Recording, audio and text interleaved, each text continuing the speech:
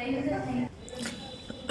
भाई, आज हम स्टार्ट करने जा रहे हैं कौन सा, थर्मोडायनेमिक्स का 8वां लेक्चर, थर्मोकेमिस्ट्री। टॉपिक बिल्कुल नया है, ठीक है। पिछला कुछ तुमने ज्यादा आता है नहीं आता, इस बात से कोई फर्क नहीं पड़ता। तो यहाँ ध्यान देना, थर्मोकेमिस्ट्री जैसे मान कर ये चलो आपकी एक रिएक्शन है। जैसे आपको पता है ना, हर चीज के पास थोड़ी बहुत एनर्जी तो होती है। अब या तो उसकी एनर्जी कम हो जाएगी अगर वो एनर्जी रिलीज करेगा तो, और या अगर गेन करेगा तो एनर्जी बढ़ जाएगी। ये बात मानते नहीं मानते? सोच करके देखना, अगर एनर्जी एब्जॉर्ब करता है सिस्टम तो उसे एंडो बोलते हैं या एक्सो बोलते हैं? एंडो। और अगर सिस्टम एनर्जी लूज करता है तो एक्सो। ये बात तुम्हें पता है? तो ध्यान देना, अगर किसी को एंडो एक्सो नहीं पता तो एक बार बता देता हूँ। जैसे मान लो ये हमारा अकाउंट है, ठीक है। अकाउंट में अगर 5,000 रुपए पड़े हुए थे, तो अगर प्लस 1,000 रुपए लिखा है तो इसका मतलब क्या है? फाइनल कितने हो जाएंगे? 6,000। तो प्लस का मतलब होता है इन हुई बनी, ठीक है। और वही अगर 5,000 पड़े होते और यहाँ पर लिखा होता -1,500, तो इसका मतलब क्या है? 3,500 हो गए। मानते हो? तो अगर आपका मनी की वैल्यू पॉजिटिव है तो मतलब बढ़ गया, और अगर मनी की वैल्यू नेगेटिव है मतलब, हाँ भाई, तो अगर आपका नेगेटिव है मतलब पैसा लूज हुआ है। तो यहाँ ध्यान देना, जैसे मान कर चलो एक रिएक्शन है N2, या फिर रिएक्शन अभी बाद में बात करेंगे। मान करके चलो हमारा रिएक्टेंट है, वो रिएक्टेंट प्रोडक्ट में कन्वर्ट हुआ है। तो आप मान के चलोगे कि जैसे मैंने आपको बताया था ना, heat supplied at constant pressure क्या होता है? Enthalpy. Heat supplied at constant pressure क्या होता है? एंथैल्पी। मान लो रिएक्टेंट के पास कुछ हीट एनर्जी होगी, तो इसकी जो हीट एनर्जी है मैं उसे शो कर रहा हूँ हीट ऑफ रिएक्टेंट, और इसको क्या शो कर रहा हूँ? Heat of product. तो चेंज इन हीट जो H एंथैल्पी होता है, तो चेंज इन एंथैल्पी क्या आ जाएगा? प्रोडक्ट की एंथैल्पी माइनस रिएक्टेंट की एंथैल्पी। अरे बोल दो, अगर ये एंथैल्पी चेंज, दैट इज मान करके चलना, अगर डेल्टा H की वैल्यू आपकी पॉजिटिव आई है, पॉजिटिव का क्या मतलब होगा? रिएक्टेंट ने कुछ लिया होगा तो प्रोडक्ट की ज्यादा एनर्जी हो गई होगी। ध्यान से सुनियो, कोई चीज ना समझ आए तो बताना, ठीक है।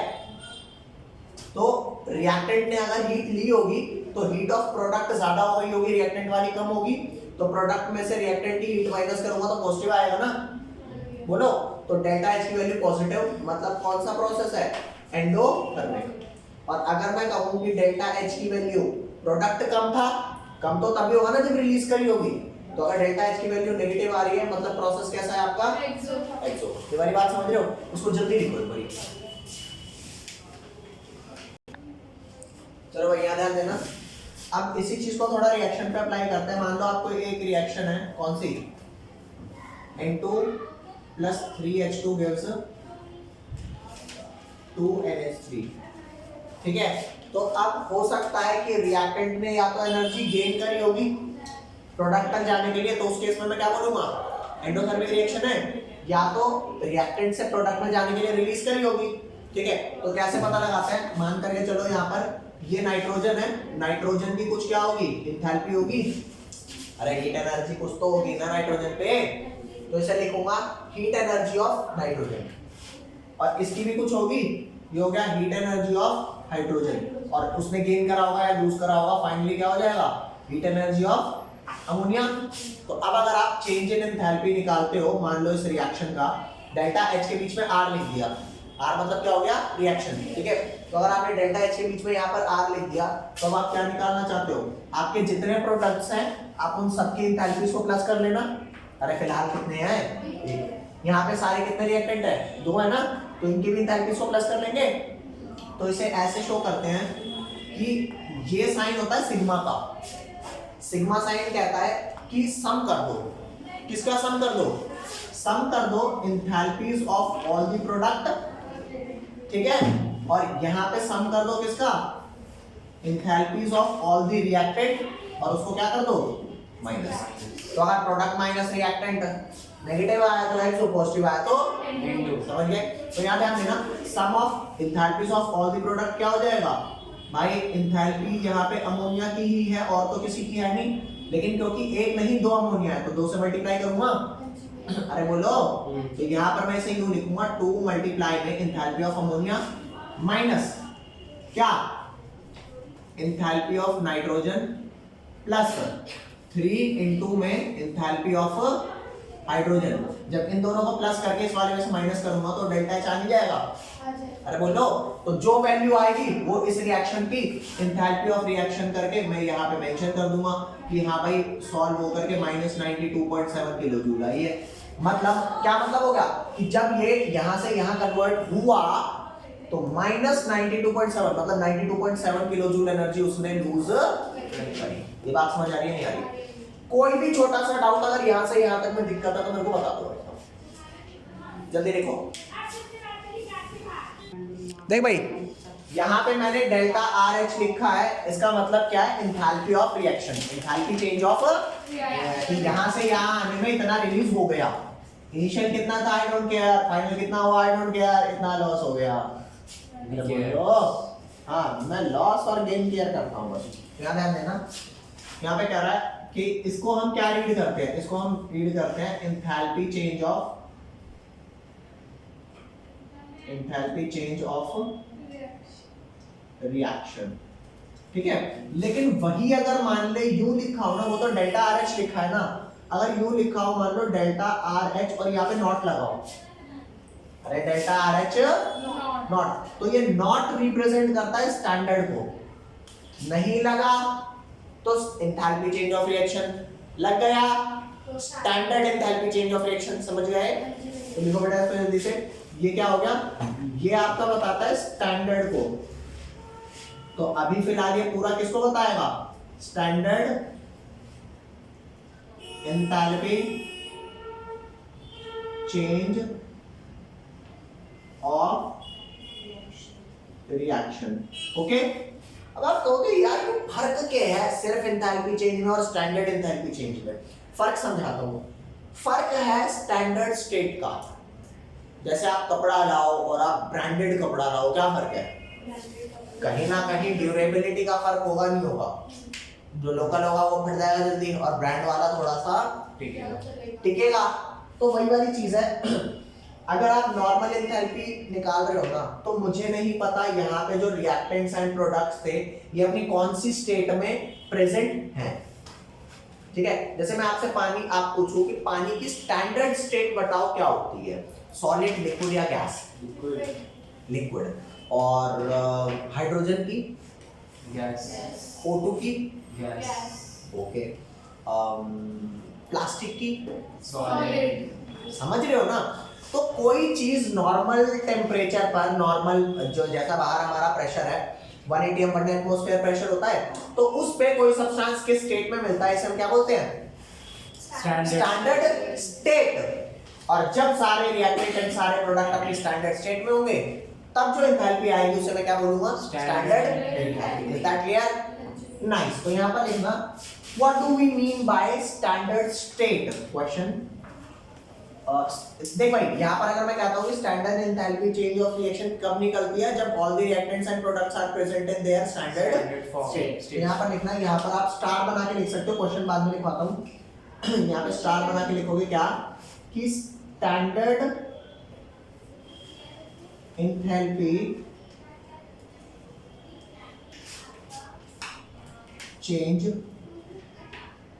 ऑफ रिएक्शन is called, ये रिएक्शन लिखा है, ये वाला रिएक्शन, ठीक है। Standard enthalpy change of reaction is called standard, अरे स्टैंडर्ड एंथैल्पी चेंज को स्टैंडर्ड इसलिए बोलते हैं, called standard because all the reactants and products, reactant and products are present in their, क्या बोल लो बेटा? present in their standard state। Sir question क्या था? क्वेश्चन कुछ नहीं था। मैंने ये कहा, आप कहोगे कि ये एंथैल्पी चेंज है, ये स्टैंडर्ड एंथैल्पी चेंज है, तो स्टैंडर्ड एंथैल्पी चेंज को स्टैंडर्ड क्यों बोल रहे हैं? तो मैंने आपको सिंपल सा एक आंसर दे दिया कि standard enthalpy change of reaction is called standard because all the reactants and products are present in their standard state. तुम कहोगे अच्छा हमें तो पता ही नहीं थी। अरे तुझे सच में नहीं पता, स्टैंडर्ड स्टेट क्या होती है तेरे को सच में नहीं पता, याद ध्यान से question, what do we mean by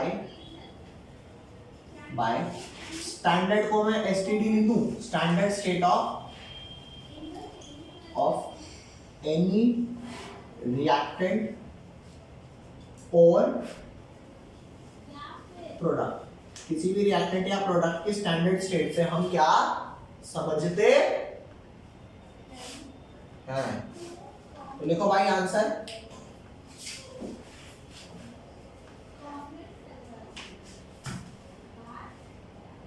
one atm pressure,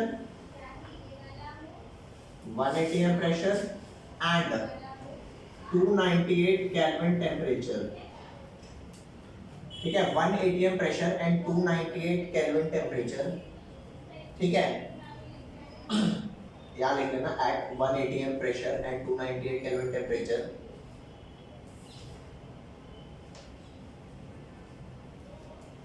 most stable state of any substance is called its standard state, ठीक है। फॉर एग्जांपल ये लेफ्ट वाला पार्ट मिटा दूं, अरे लेफ्ट वाला पार्ट मिटा देते हैं। हाँ क्वेश्चन है वो स्टैंडर्ड एंथैल्पी वाला जो ऊपर आंसर लिखा है उसका ही है। हाँ देख सिंपल सी बात है, दोबारा समझा देता हूँ, देखना मैंने ये कहा कि स्टैंडर्ड एंथैल्पी को मैं स्टैंडर्ड क्यों कहता हूँ, तो यहाँ पर बात लिखी थी कि स्टैंडर्ड एंथैल्पी चेंज को मैं स्टैंडर्ड इसलिए कहता हूँ बिकॉज सारे रिएक्टेंट को स्टैंडर्ड स्टेट में होते हैं। अब तुम कहोगे यार स्टैंडर्ड स्टेट में होते हैं, समझ आ गया, लेकिन स्टैंडर्ड स्टेट कैसे आते हैं। अगर मैं तुमसे पूछूं NaCl की स्टैंडर्ड स्टेट क्या है, NaCl नमक जो घर में होता है, वाटर की क्या है लिक्विड, आटे की क्या है सॉलिड, तुम्हारी क्या है समझ गए। तो कोई भी चीज नॉर्मल नेचर में किस स्टेट में पाई जाती है, इज कॉल्ड इट्स स्टैंडर्ड। वो लिखा है what do we mean by standard state of any reactant और product at 1 atm pressure and 298 kelvin temperature. आ रहा है बाहर 25 डिग्री होता है, मैं जनरली की बात कर रहा हूँ, तुम ठंडे प्रदेशों में चले जाओगे जहाँ नेगेटिव टेम्परेचर है, तो याद रखना वहाँ पे सर्वाइव करने में दिक्कत होती है, वो स्टैंडर्ड कंडीशन नहीं है। अब आप कई ठंडी जगहों में चले जाओ, सियाचिन वगैरह में, वहाँ तो नेगेटिव में टेम्परेचर होता है, तो भाई वो स्टैंडर्ड थोड़े है यार, वहाँ पे इतने सारे कपड़े वपड़े सब लगा के इंसान को भालू बना देते हैं, समझिए। तो at 1 atm pressure and 298 Kelvin temperature, most stable state of any substance is called its standard. most stable state का मतलब पानी आपको सॉलिड आइस में भी मिलता है, लेकिन थोड़ा इस टेम्परेचर पर मिलता है, और पानी ज्यादातर देखोगे आपको कैसा मिलेगा लिक्विड, समझिए। तो वो उसकी स्टैंडर्ड स्टेट है। तो जनरली मैं जितनी भी एंथैल्पीज पढ़ूंगा ना वो सब स्टैंडर्ड स्टेट में ही पढ़ूंगा, बाकी में पढ़ने का फायदा क्यों नहीं है, क्योंकि बाकी कहीं भी जाना होगा तो वो नेचुरली चीज मिलेगी नहीं, मेरे को स्टेट कन्वर्ट करना पड़ेगा, या तो एनर्जी देनी पड़ेगी या निकालनी पड़ेगी, समझ गए। नेक्स्ट टॉपिक लिखो, enthalpy change during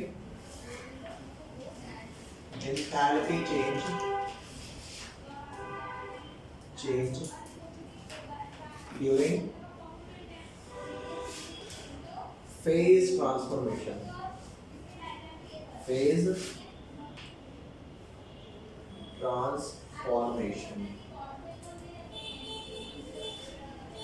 okay guys। 298 kelvin degree में कितना होता है सेल्सियस में? 25 डिग्री। एक बार चेक कर लो 25 डिग्री पे ही है या नहीं है।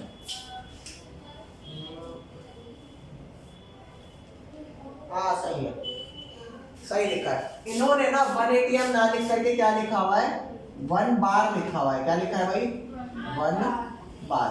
तो आपको ये बता देता हूँ कि 1 atm प्रेशर जो होता है वो अप्रोक्सीमेटली किसके इक्वल होता है, इनके बीच में बहुत कम पास्कल्स का फर्क होता है, समझ गए। लिखो तो एंथैल्पी चेंज पढ़ रहे हैं ड्यूरिंग फेज ट्रांसफॉर्मेशन, तसल्ली से लिख लो फिर आगे चलते हैं। चल भाई कम हियर। तो enthalpy change during phase transformation में क्या होता है ये बात समझना।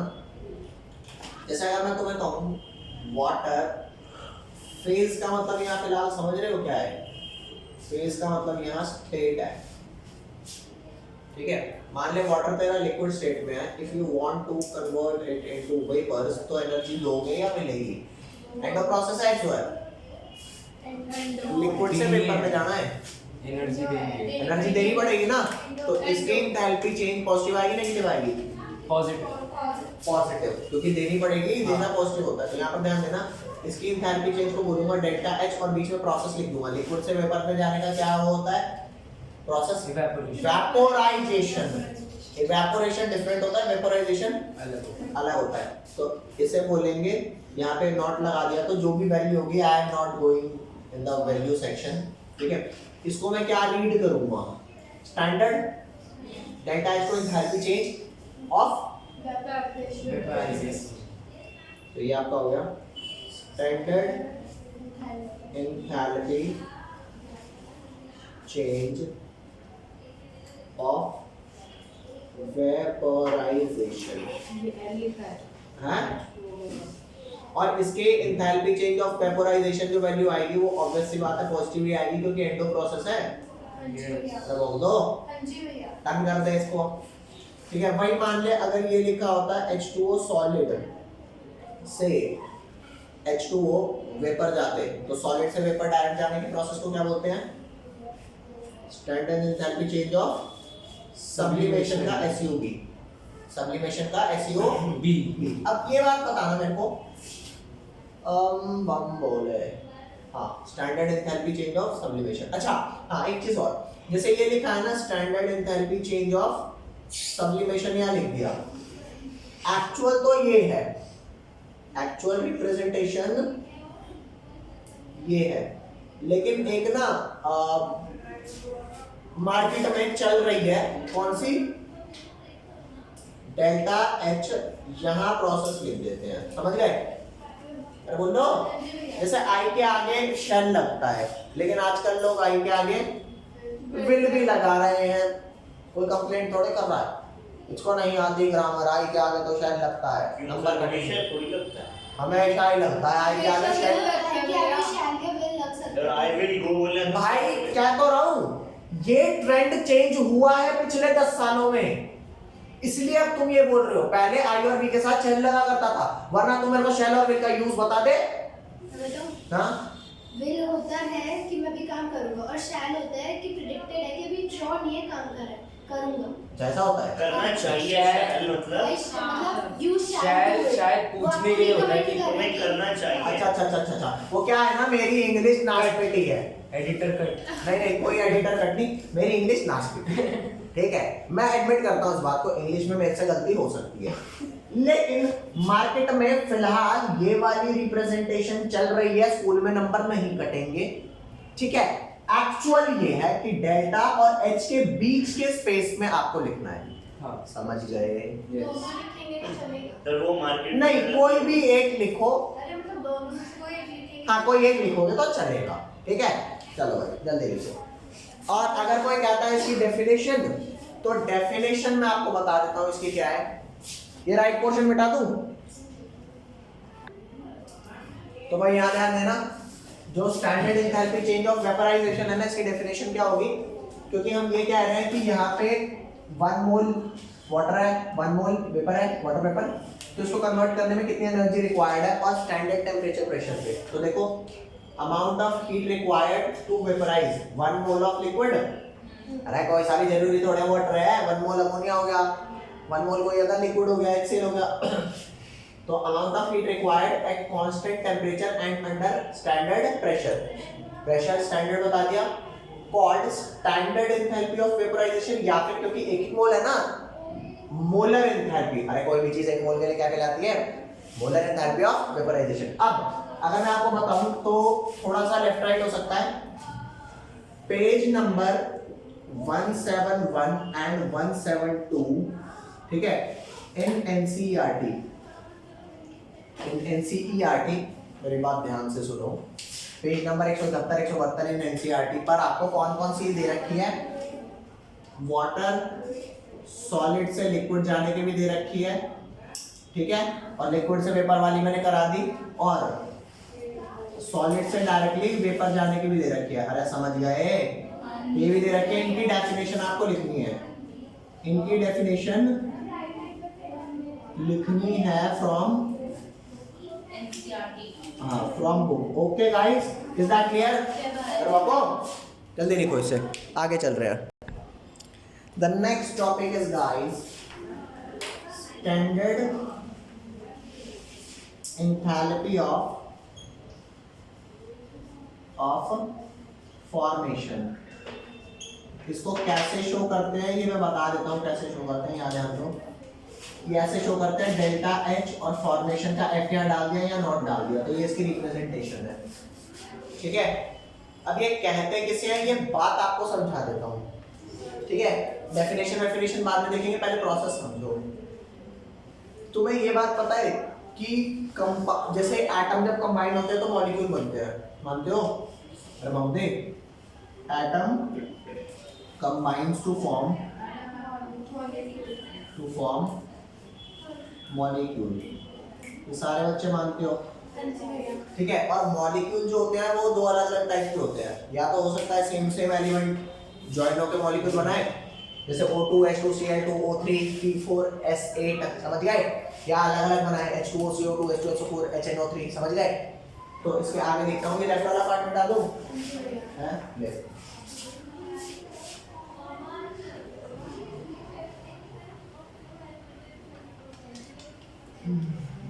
ठीक भाई, ध्यान देना। मॉलिक्यूल कितने टाइप के होते हैं?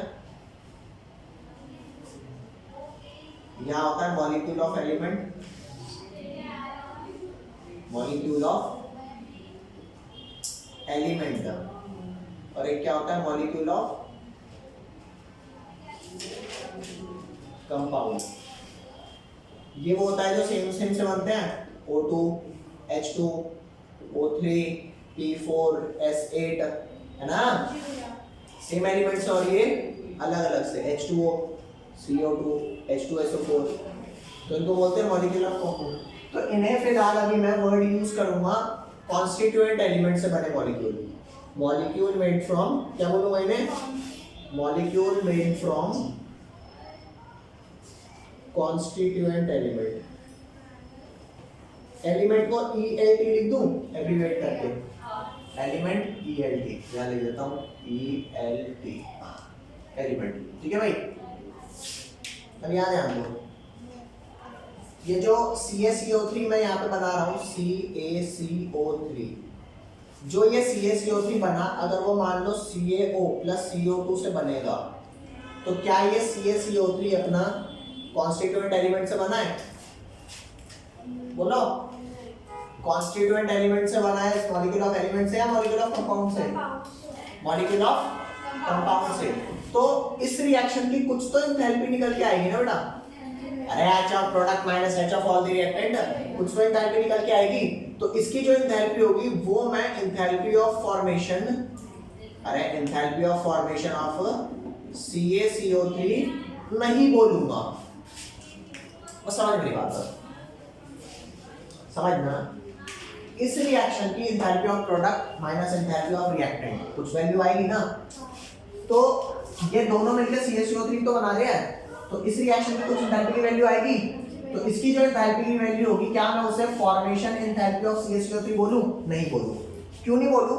क्योंकि एंथैल्पी ऑफ फॉर्मेशन कहलाने के लिए जो कंपाउंड बनना चाहिए ना, वो अपने कॉन्स्टिट्यूएंट एलिमेंट से बनना चाहिए। क्या ये कॉन्स्टिट्यूएंट एलिमेंट है? बोलो, ये कंपाउंड है। तो भैया आपके कॉन्स्टिट्यूएंट एलिमेंट तो कैल्शियम, कार्बन और ऑक्सीजन है, तो हाँ इनसे बनाना। ठीक है, तो अगर मेरी रिएक्शन ये लिखी है Ca plus carbon plus 3/2 O2, अबे तभी तो होगा 3/2 × 2 3 होगा।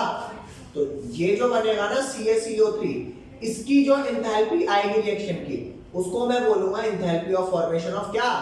CaCO3। क्यों? क्योंकि ये अपने कॉन्स्टिट्यूएंट एलिमेंट O से बना है, C से बना है। अरे बोल दे, ये बात समझ आ गई। बोलो, दोबारा दोबारा समझा। जो आपने काटा फिर आपने बोल दिया। ऐसे कैसे? यहाँ ध्यान दे, वो करेक्ट है। यहाँ पे CaCO3 मॉलिक्यूल ऑफ एलिमेंट से बना है या कंपाउंड से? कंपाउंड। तो एंथैल्पी ऑफ फॉर्मेशन तभी कहलाएगा जब कॉन्स्टिट्यूएंट एलिमेंट से बना हो। अरे बोलो ठीक है यार, कैसे समझाऊं तुम्हें? अरे आ गया समझ। बोल। एलिमेंट से बनना है ना। हाँ हमें इसे एलिमेंट से जब एलिमेंट से बनेगा तभी लिख सकते हैं ना। हाँ हाँ तो ये तो अब समझ गया। हाँ आ गया। ठीक है। नेक्स्ट बेटा आ रहा हूं।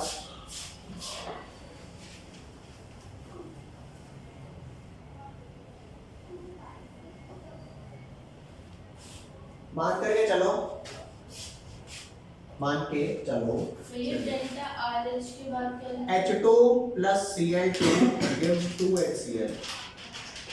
इस रिएक्शन की कुछ एंथैल्पी आएगी हाँ जी भैया।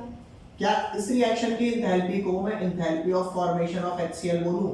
बोल सकते हैं है रीजन बताओ। क्योंकि उसमें एलिमेंट्स यूज हो रहे हैं। हाँ, ये हाइड्रोजन और Cl और हाइड्रोजन और Cl H2 और Cl2 के फॉर्म में अरे स्टैंडर्ड किसमें मिलते हैं यार? 1CaCO3 इससे भी सकता था CO plus CO2, लेकिन क्योंकि ये एलिमेंट प्योर, तो हाँ प्योर एलिमेंट से बनेगा तब कहेंगे। ठीक है रे? अरे बोल भाई, क्या ध्यान दे। तो H2 plus Cl2 gives 2HCl, इसको एंथैल्पी ऑफ फॉर्मेशन बोलेंगे? बोलेंगे नहीं बोलेंगे। एक कंडीशन और है कि जो कंपाउंड बनना चाहिए ना वो 1 मोल बनना चाहिए। तो ये फिलहाल कितना बन रहा है? तो इस पूरी रिएक्शन को किससे डिवाइड करोगे? 2 आएगा, मतलब 1 आएगा 2 से ना। तो 2 से अगर इसे डिवाइड कर दूंगा तो ये बन जाएगा half H2 half Cl2 will give HCl। तो अब जो इसकी एंथैल्पी ऑफ रिएक्शन आएगी इस वाले की, उसको बोलूंगा enthalpy of formation of HCl। Is that clear? Yes। तो मैंने आपको टोटल कितनी कंडीशन बता दी एंथैल्पी ऑफ फॉर्मेशन के लाने के लिए? पहला कॉन्स्टिट्यूएंट एलिमेंट से बनना चाहिए, दूसरा 1 मोल बनना चाहिए। तो लिखो कंडीशन। हाँ चलो मैं लिख लिख बेटा, लिख जल्दी लिख। अब क्या लिखा है? ये कंडीशन लिखा है। क्या लिखा है? कंडीशन। भाई किसी भी एंथैल्पी को enthalpy of formation of substance का नहीं बोला जा सकता। जैसे हर इंसान को सेलिब्रिटी नहीं बोला जा सकता, लेकिन हर सेलिब्रिटी को इंसान बोल सकते हैं। तो ये एंथैल्पी ऑफ रिएक्शन है। क्या ये enthalpy of formation of this compound कहलाने लायक है? चेक करो कि 2 कंडीशन जो होती है वो रिक्वायर्ड है, मतलब जो रिक्वायर्ड है वो फुलफिल हो रही है कि नहीं हो रही। क्या HCl अपने कॉन्स्टिट्यूएंट पार्ट से बना है? हाँ जी भैया बना है। क्या वो 1 मोल बना है? बना है। तो आपको हम उपाधि देते हैं HCl की फॉर्मेशन की एंथैल्पी का। ओके मान ले आपको इस रिएक्शन की एंथैल्पी दे दी होती 40 किलो जूल, इस रिएक्शन की एंथैल्पी दे दी होती 40 किलो जूल, तो फॉर्मेशन निकालने के लिए क्या करते? क्योंकि ये 2 मोल का है ना, अरे बना तो कॉन्स्टिट्यूएंट एलिमेंट्स है और 2 मोल का है, तो हमें तो 1 मोल वाली की चाहिए।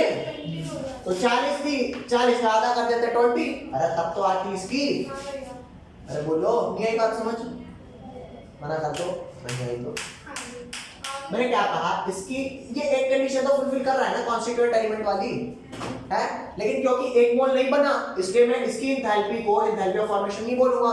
तो ये बंदा कहेगा यार दिक्कत क्या आ रही है, ऐसी कौन सी दिक्कत है जिसकी वजह से आप इसकी एंथैल्पी को एंथैल्पी ऑफ फॉर्मेशन नहीं बोल रहे? तो कहेगा भाई देख वैसे तो सारी बात सही है, बस ये 1 मोल हो जाए तो मैं कह दूं। तो कहेगा भाई 1 मोल के लिए क्या करें? वो कहेगा 40 वैल्यू है ना इसकी, 2 के लिए 40 आ रही है, तो अगर पूरे को डिवाइड करूंगा 2 से तो एंथैल्पी के साथ भी वही करना पड़ेगा, तो 20 वैल्यू आ जाएगी। अरे बोलो। तो लिखो condition for an enthalpy, condition for an enthalpy to be called, क्या? To be called enthalpy of, क्या भाई? Enthalpy of what? Enthalpy of formation. भाई कंडीशन क्या है एंथैल्पी ऑफ फॉर्मेशन कहलाने के लिए? फर्स्ट कंडीशन है द कंपाउंड फॉर्म्ड, जो भी कंपाउंड बना है must be found from its constituent element. The compound must be formed from its constituent constituent element, ENT समझ आ रहा है? जो कंपाउंड बना है वो किससे बनना चाहिए? It's constituent element. और सेकंड क्या है? The compound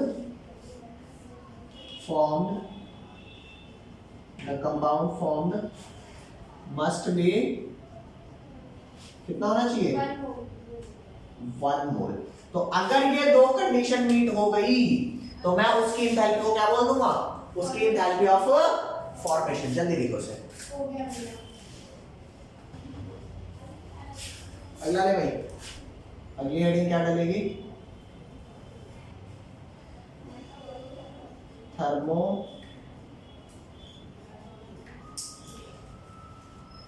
chemical equation.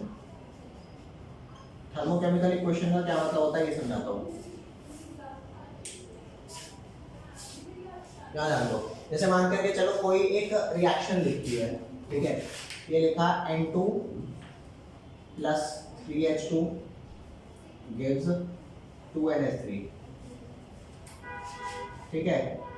क्या मैंने इस रिएक्शन का यहाँ पे एंथैल्पी मेंशन करी? नहीं करी। क्या मैंने इनके स्टेट्स मेंशन किए? नहीं किए। अब अगर कुछ ऐसा हो जाए कि मैं इनकी स्टेट भी सारी मेंशन कर दूं और जो इसकी एंथैल्पी है उसकी स्टैंडर्ड एंथैल्पी भी मेंशन कर दूं, तो ये रिएक्शन से बन जाएगी जेंटल रिएक्शन, ठीक है। और उस जेंटल रिएक्शन को केमिस्ट्री में नाम देंगे थर्मोकेमिकल इक्वेशन। अभी फिलहाल इसको थर्मोकेमिकल इक्वेशन नहीं बोलूंगा, मतलब ये सिंपल सी बात है। एक इंसान ऐसे बार बार भागे आ गया, कुछ भी पहन के आ गया, फटा पुराना कुछ भी, गंदे संदे से कपड़े, तो क्या मैं उसे जेंटलमैन बोलूंगा? जेंटलमैन होने की कंडीशन है एकदम अच्छे से बन के आना है, अच्छे से बिहेव करना है, ऐसे नहीं जैसे तुम लोग करते हो क्लास में, जेंटली बिहेव करना है, ठीक है। तो यहाँ पर हर रिएक्शन का जो भी रिएक्टेंट और जो भी प्रोडक्ट है उनके आप स्टेट्स बताओ, ठीक है, और उसकी क्या एंथैल्पी है ये बताओ, तब जाके उस रिएक्शन की पूर्ण जानकारी आप दे दोगे और तब हम उस इक्वेशन को क्या बोलेंगे? Thermochemical equation. अदरवाइज फिलहाल तो ये थर्मोकेमिकल इक्वेशन नहीं है। तो अगर मैं कहूँ, अच्छा ये इंपॉर्टेंट नहीं है कि सारे गैस में हो सारे सॉलिड में हो, अरे जो स्टेट है वो स्टेट बता दो ना बस। तो मान करके चल फिलहाल तो यहाँ पे सारे गैसियस स्टेट हो गया,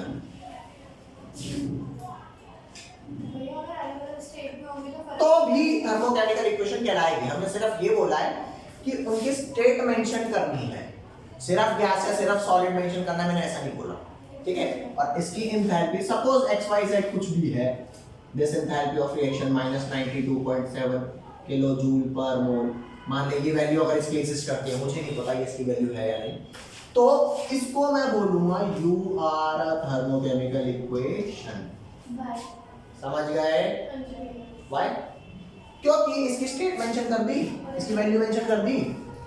किसी भी इक्वेशन की, जैसे क्या बोलूं मैं, ठीक है, इस जमाने में बोलने लायक नहीं होगा, ठीक है, छोड़ो यार। तो किसी भी रिएक्शन को थर्मोकेमिकल इक्वेशन कहलाने के लिए क्या क्या जरूरी है? स्टेट बता दो और वैल्यू बता दो, खत्म, ठीक है। अब वो रिएक्शन चाहे कोई भी हो, ठीक है। नेक्स्ट अब आप डालोगे क्या, इसे लिख लो,